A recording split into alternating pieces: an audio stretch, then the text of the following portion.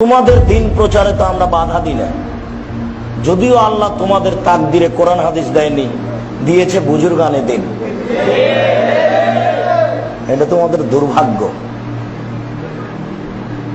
তোমাদেরকে বলতে হয় আমারে শরীয়ত মে ऐसा है, আমাদের শরীয়তে এটা আছে। এই কথা তোমাদের বলার সুযোগ হয় না যে আল্লাহ এবং আল্লাহ রাসূল এইটা বলেছে, এই কথা বলার সুযোগ হয় না। বলতে হয় যে ফিকাতে আছে, আমাদের শরীয়তে আছে, মাযহাবে আছে। এই কথাই যে তাদের জন্য দুঃখজনক, এটা তারা ভাবে না বা ভাবার প্রয়োজন মনে করে না, অথচ ভাবা উচিত। কারণ রাসূল সাল্লাল্লাহু আলাইহি সাল্লাম দুইবার এক কথাই বলেছেন।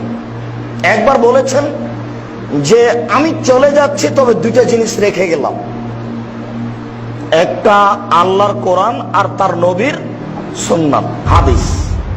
এই কথা বলেছেন একবার। আর একবার বলেছেন সবাই জাহান্নামী, তার মানে যারা দ্বীনের ধর্মের উপরে আছে তারা সবাই জাহান্নামী, তবে আমি এবং আমার সাহাবীগণ যে নীতির উপরে আছে। এই দুইবারে কখনো তিনি দলের কথা বলেননি, এই দুইবারে তিনি কখনো দলের কথা বলেননি।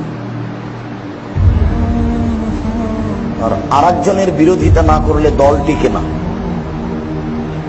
আরেকজনের বদনাম গীবত না করলে দল টিকে না। দলের অর্থ হলো ভঙ্গুর, যা ভেঙে যায়। আর যা দিয়ে বদনাম, বিরোধিতা, গীবত, শত্রুতা শেখা যায়। দুইবার তিনি একই কথা বলেছেন।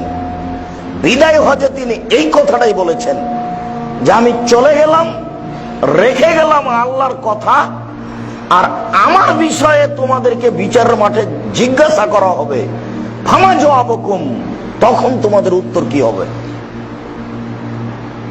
তখন তোমাদের উত্তর কি হবে? আমার ব্যাপারে জিজ্ঞাসা করা হবে। অবশ্যই সেখানে কোন বুজুর্গানে দিনের ব্যাপারে জিজ্ঞাসা করা হবে না, ওমর রাদিয়াল্লাহু তাআলা আনহুর ব্যাপারে জিজ্ঞাসা করা হবে না, আমার ব্যাপারেই জিজ্ঞাসা করা হবে। তখন তোমাদের কি হবে?